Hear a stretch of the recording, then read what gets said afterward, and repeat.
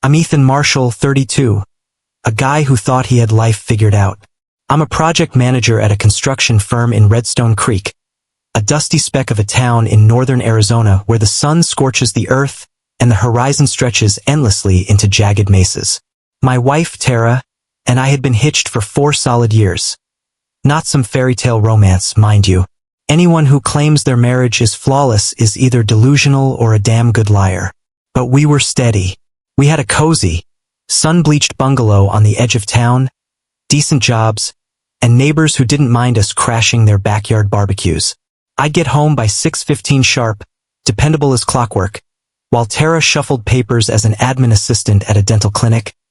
Nothing glamorous, but the steady paycheck and half-decent benefits kept us afloat. Life was predictable, maybe too predictable, and I didn't see the storm brewing until it tore everything apart. It started with routine. I'd trudge through the door, exhausted from wrangling blueprints and barking orders at the crew, give Tara a quick peck on the cheek, and ask about her day while skimming my phone. She'd murmur something vague, and we'd collapse onto the couch, letting Netflix drone on until we stumbled to bed. Rinse and repeat. Stability's what I craved after a childhood of chaos. Absent parents, couch surfing. But I didn't realize how it dulled the edges of our marriage. Tara never said it outright, but I could sense her restlessness, like a caged hawk eyeing the sky. Then this guy, Bryce, swaggered into her office. A new hire in billing, tall and cocky, with a grin that could charm the scales off a rattlesnake. He had that spark I used to carry when Tara and I first locked eyes at a dive bar 7 years ago, before deadlines and mortgages ground it out of me. Bryce zeroed in on her fast. Not just fix my login nonsense. He saw her the way I hadn't in years. He'd saunter over with coffee she didn't ask for, tossing out compliments about some random story she'd told. Details I couldn't dredge up if my life depended on it. I was clueless, buried in a brutal project that kept me late at the site, cursing subcontractors under floodlights. Tara started spending her lunch breaks with him, texting about office gossip, laughing at inside jokes I wasn't in on. I told myself it was harmless. She deserved a friend, right? But the first crack split wide open after the clinic's holiday bash. I couldn't make it. Another late night pouring concrete, and Bryce offered to drive her home. She'd had a few too many, and they never reached our doorstep. She stumbled in at dawn, lipstick smeared, muttering about a mistake. I bought it. Fool that I was, I believed her. That mistake morphed into a routine. She'd spin tales about late shifts or drinks with the girls, but she was tangled up in Bryce's sheets, rediscovering a hunger I hadn't fed in too long. 2 months later, the bomb dropped. She missed her period. I found her hunched on the bathroom tiles, clutching a pregnancy test, her face a mask of terror. The timing was a gut punch. We'd been together around the same window as her fling with Bryce. Whose kid was it? She didn't know, and she didn't breathe a word to me or him. I started noticing the signs, her dodging wine at dinner, gagging over the sink every morning. I figured she'd caught a bug, started brewing her tea, picking up meds from the corner store. She'd smile weakly, guilt flickering in her hazel eyes, but it didn't stop her from sneaking off to Bryce's. By week 10, the charade unraveled. I came home one night, bone-tired, and spotted prenatal vitamins on the kitchen counter. Careless, like she'd stopped bothering to hide. My heart roared. I stormed into our bedroom, bottle in hand, grinning like an idiot. Are you? I choked out, tears stinging my eyes. Her face froze, but I was too damn happy to notice. Pure, unfiltered joy flooded me. My wife, my kid, our future. I called my mom right then, babbling about cribs and strollers, while Tara sat there, phone buzzing with Bryce's texts about their weekend plans. She let me believe it was ours. Technically, it wasn't a lie, just a jagged shard of the truth. For 3 weeks, I was a fool in paradise. I'd rub her back when she hurled, download every pregnancy app one could find, toss out names like Caleb or Lila over breakfast. She'd nod, hollow-eyed, while slipping out to meet Bryce, dodging his questions with excuses about her distraction. She was juggling 2 lives, and I was blind to the tightrope she walked. Then came the prenatal appointment. I took the day off, drove her to the clinic in my beat-up Chevy, my chest swelling with pride. I didn't know I was stepping into the wreckage of everything I'd built, that the woman beside me was about to detonate our world with a truth I never saw coming. I'm Ethan Marshall, and I never thought I'd be the guy sitting in a sterile clinic waiting room, my calloused hand gripping Tara's, surrounded by giddy couples flipping through parenting magazines under harsh fluorescent lights. We were in Redstone Creek's only medical center, a squat brick building that smelled of antiseptic and stale coffee, waiting for her first prenatal checkup. I was buzzing with nervous excitement, picturing a future with a kid who'd inherit my stubborn streak and Tara's sharp wit. Then she shattered it all. Right there, with her voice quaking like a fault line, she whispered, "Ethan, I need to tell you something." My gut twisted.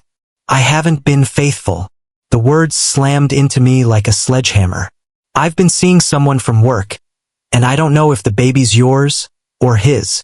My world went blank, a void swallowing every flicker of joy. What are you saying, Tara? I rasped, my throat dry as the Arizona desert outside.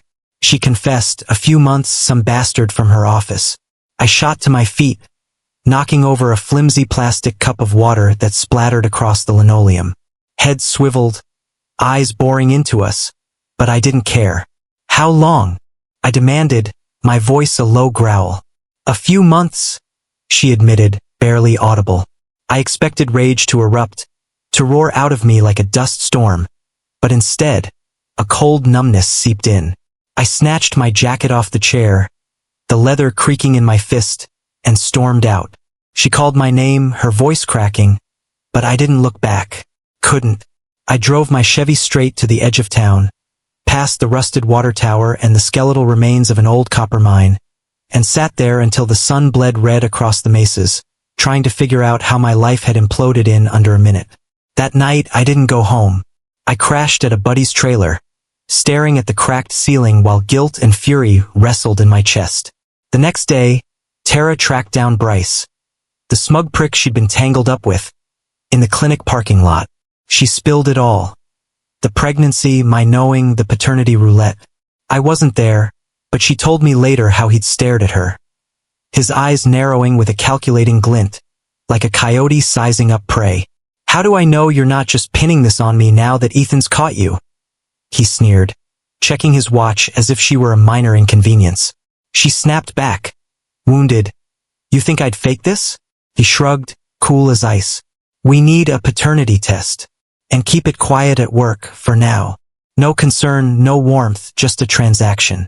She was alone, unraveling, and he didn't give a damn. For 2 weeks, I drifted in a haze. I swung by the bungalow to grab clothes, stepping over the creaky porch boards, but I couldn't look Tara in the eye. Logistics only, where I'd sleep, what I'd take. She was showing now, her belly rounding under her loose shirts, and whispers slithered through her office. She told everyone the kid was mine. Naturally, she said, like it was some twisted reflex. Bryce kept it professional at work, his smiles clipped, his distance deliberate. At 16 weeks, the test results loomed like a guillotine. I insisted on being there when the truth dropped. We met at Dusty Brew, a cramped coffee joint on Main Street, the air thick with roasted beans and tension. Bryce strolled in late, on purpose, I'd bet, slumping into a chair as far from me as the scarred wooden table allowed. We didn't speak, didn't even glance at each other. Tara's hands trembled as she tore open the envelope, though I swear she already knew. The baby was his. My face crumpled for a split second, raw, jagged pain flashing through me, before I locked it down. I stood, chair scraping the floor, and said, "I'll have my lawyer reach out about the divorce." My voice was steady, hollow. I walked out, the bell above the door jangling like a death knell. Bryce didn't cheer the news either. "I'll support the kid financially," he muttered, robotic. "But I'm not ready to play daddy. No moving in, no family crap." Tara sat there, stunned, as if she'd expected more from the guy she'd torched our marriage for. I wasn't there to see her face, but I could imagine it. Shock hardening into regret as the reality sank in. She'd gambled everything and lost, and I was left picking through the ashes of a life I'd thought was mine. I'm Ethan Marshall, And for months after that coffee shop reckoning in Redstone Creek, I wrestled with a fury that gnawed at my bones. Tara had obliterated our life, and Bryce, the slick coward she'd thrown me over for, had the gall to squirm when she pressed him. "You said we should be together for real," she'd reminded him later, her voice brittle as cracked clay. "You said I deserved better than Ethan." He'd shifted, uneasy, his smug mask slipping. "That was before all this, Tara. This changes everything." Sitting there in Dusty Brew, abandoned by her lover's indifference, she finally saw it. Bryce never craved her beyond the thrill, the illicit rush of stolen nights. The second it turned real, turned into a responsibility, he bolted, leaving her stranded in the wreckage. Those next few weeks blurred into a haze of jagged edges and hollow silences. I couldn't stay in that sun-scorched bungalow anymore, couldn't sleep in a bed that reeked of her betrayal. One day, while Tara was at the clinic, I roared up with a rented moving truck, my buddy Jake in tow. We hauled out my half of our life. The leather recliner, my toolbox, the framed photo of us at Lake Powell that I smashed against the curb. I left my key on the chipped kitchen counter. No note, no goodbye, just the echo of my boots on the porch as I walked away. Tara tried clawing me back.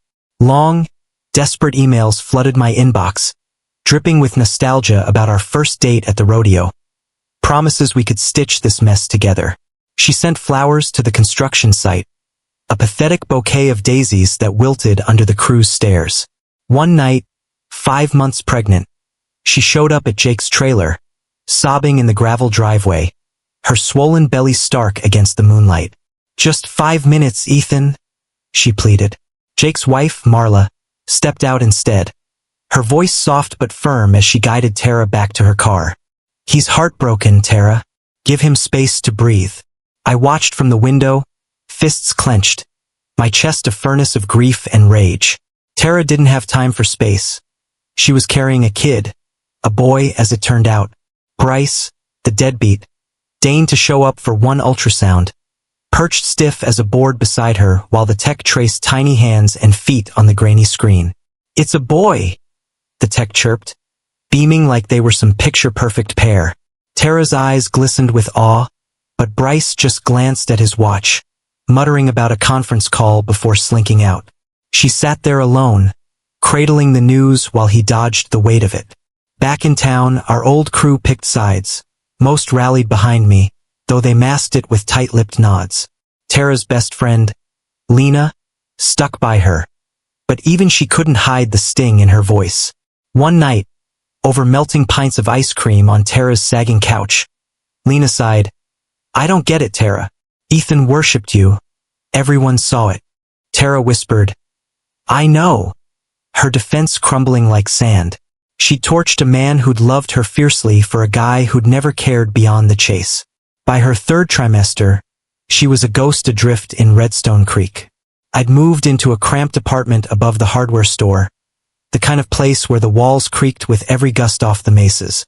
I'd spot her sometimes, waddling through the grocery store, her eyes sunken, her hands clutching her belly like it was all she had left. Bryce kept his distance, tossing her scraps of cash but no promises. No home, no future. My phone buzzed with her late-night texts sometimes, apologies tangled with pleas, but I'd let them sit unanswered, glowing in the dark. I wasn't ready to forgive, not when the wound still bled raw. She'd gambled our life for a mirage, and now she was alone, staring down motherhood with nothing but regrets piling up like dust in the desert wind. I'm Ethan Marshall, and after I walked out of Tara's life in Redstone Creek, communication shriveled to curt exchanges through my lawyer's office. Bryce, the spineless jackass who'd fathered her kid, agreed to cough up child support but made it crystal clear that was where his duty ended. No late-night feedings, no diaper runs, just cold, hard cash. Tara faced the months ahead alone, hauling herself to birthing classes in the community center, surrounded by starry-eyed couples clutching hands through breathing drills, while she hugged a lumpy pillow against her swollen belly. As her due date loomed, a gnawing dread clawed at her. I could see it in the frantic texts she sent, ones I ignored until they burned holes in my resolve. It wasn't just the terror of raising a kid solo in that sun-bleached bungalow. Something darker, primal, whispered that disaster was stalking her. At 34 weeks, the doctor's voice turned grave during a checkup at the clinic. "Your amniotic fluid's low, Tara," he said, peering at the chart with a frown. "The baby's smaller than we'd like. We're stepping up monitoring." She nodded, dazed, not grasping the weight until 3 days later when her water broke 2 months early, unleashing a nightmare that roared in like a flash flood. 1 minute she was folding tiny onesies in the nursery she'd painted sage green. The next, she was strapped to a gurney, wheeled into emergency surgery at St. Mary's Hospital, 30 miles out of town. Doctors barked about fetal distress and premature labor, their words a chaotic blur. She fumbled for her phone as they rushed her down the hall, dialing me, then Bryce. Neither of us picked up, me out of stubborn fury, him out of sheer apathy. When she came to, groggy and hollow, her mom, Diane, sat beside her, eyes swollen from crying. Tara's hands flew to her stomach, flat, vacant. "The baby?" she croaked. "He's alive," Diane rushed out. "But honey, he's tiny, and there are complications." They rolled her to the NICU in a wheelchair, her face streaked with tears. Her son, our son in some alternate life, lay in an incubator, a 3-pound wisp of a boy drowning in tubes and wires, his skin so thin it glowed like porcelain under the harsh lights. His chest fluttered with the hiss of a ventilator. The neonatologist's voice was soft but unsparing. "His lungs aren't fully formed, expected at this stage, but we've also found a heart defect. He'll need surgery when he's stronger." The words, heart defect, surgery, slammed into her, but she barely registered them, staring at her fragile boy, fighting a battle he didn't ask for, with no father in sight. She named him Noah, a name she'd once whispered to me during a late-night talk about a future we'd lost. For 2 days it was just Tara, Diane, and the relentless beep of machines tracking Noah's threadbare existence. On the 3rd day I showed up. I looked like hell, unshaven, eyes bruised with exhaustion, my flannel shirt rumpled from sleeping in my truck. Her voicemails, choked with panic from that surgery night, had finally pierced through my armor. I stood awkwardly at the NICU entrance, hands shoved in my pockets. "I got your messages," I muttered. "Sorry I didn't come sooner. I needed time." She nodded, weary, and led me to Noah's incubator. I stared at that tiny, breakable form, what could have been mine, and tears stung my eyes, betraying the wall I'd built. Despite the wreckage she'd left, I rested a hand on her shoulder, the first touch in months. "What can I do?" I asked, my voice rough. Bryce slunk in that evening, a fish out of water in the sterile hospital glow, clutching a teddy bear that dwarfed Noah's frail frame. For a fleeting, foolish second, Tara thought this might forge something. Me showing up, Bryce seeing his sons fight. Maybe Noah's struggle could mend the chaos she'd unleashed. She was dead wrong. Bryce lingered 45 minutes, firing off a few stiff questions at the nurse, snapping one photo of Noah like a tourist, then bailed, claiming some urgent meeting. Urgent. While his son's lungs battled for every breath. I stayed longer, silent by the incubator, watching Tara's hope curdle into despair. She'd wrecked us all, and now Noah paid the price, tethered to life by wires while the men she'd torn apart drifted in and out like ghosts. I'm Ethan Marshall, and life in Redstone Creek had already crumbled to dust by the time Noah's fragile existence hung in the balance. Bryce, the gutless weasel who'd sired him, tossed out a flimsy, "I'll check in tomorrow," as he slunk from St. Mary's Hospital that evening. He didn't. Days bled into weeks, and Noah fought, gaining ground one moment, faltering the next, while Tara haunted the NICU, her life tethered to the hum of machines. I dragged myself there every other day, lugging takeout from Dusty Brew or a thermos of coffee, sitting in heavy silence beside Noah's incubator. His tiny chest quivered under the web of tubes, a sight that clawed at my soul. Bryce's visits dwindled to nothing, and when the doctors pinned down a date for Noah's heart surgery, Tara called him. "Text me updates," he snapped, brushing her off like she was a nuisance cramping his busy schedule. The night before the surgery, Tara cracked. Drowning in terror, she unleashed a raw, reckless post on Facebook from her phone, in that sage green nursery she'd built alone. She spilled it all, Noah's frail condition, the looming operation, her crushing isolation. She didn't name Bryce outright, but the jab was razor sharp. Single motherhood wasn't my dream, but some men can't rise when life gets brutal. Pray for my sweet Noah tomorrow. His mom's petrified and facing this solo. The likes and prayer hands flooded in, a fleeting balm for her wounds. She thought she'd rallied a cavalry of support after months adrift. She didn't see she'd ignited a wildfire that would torch what little remained of her shattered world. Noah's surgery was set for 7 a.m. Tara staggered into St. Mary's at 5, pressing a trembling kiss to his forehead before they wheeled him away. She crumpled into a waiting room chair, the vinyl creaking under her, and checked her phone. Nothing from Bryce, but her post had exploded, 50 comments and climbing. Most offered prayers, virtual hugs, but then Bryce's words sliced through like a blade. Wow, Tara, I can't believe you'd sling this manipulative trash. Let's get real. I'm Noah's bio dad, but this kid came while you were married, cheating on Ethan with me. I've paid up and shown up, despite the mess. Don't paint me as the bad guy when nobody's clean here. My blood boiled reading it later, but I wasn't done. I hammered out my own reply. I steer clear of drama, but this is too much. Tara, you've played the victim since day one. Betrayed our vows, lied about the pregnancy. Now you're fishing for pity while Noah's under the knife. I've been there for you, and you repay me with this public circus. Disgraceful. Her phone slipped from her shaking hands, clattering to the floor as the comments erupted. Shock, confusion, accusations flying like shrapnel. She scrambled to delete the post, but the damage roared ahead. Screenshots spread through Redstone Creek's gossip mill faster than a dust storm. A nurse found her gasping, tears streaking her face, and knelt beside her, voice steady. Your boy needs you strong, Tara. She nodded, sucking in ragged breaths, refocusing as the hours crawled by. The surgeon finally emerged, his face etched with cautious relief. It went well. Noah's stable, but he'll need close watch. Maybe more surgeries down the line.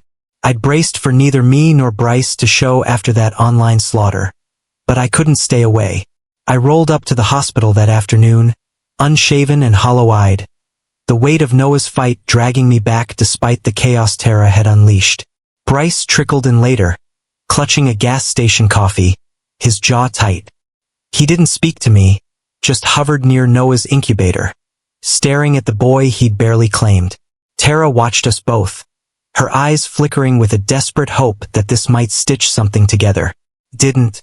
I stayed an hour, silent, my hand brushing Noah's glass cocoon before I left. Bryce lingered less, muttering about a deadline as he bolted. The post had ripped open every wound, and Noah's survival couldn't mend it. Tara sat there, flanked by ghosts of her own making, while the machines beeped on, indifferent to the wreckage we'd all become.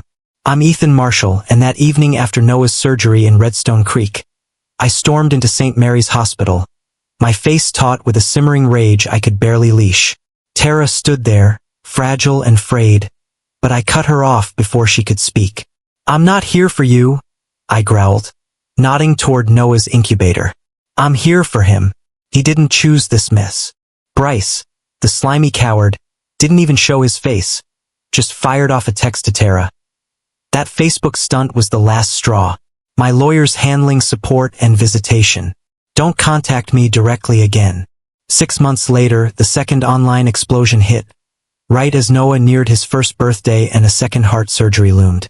Tara had kept social media tame since the first disaster.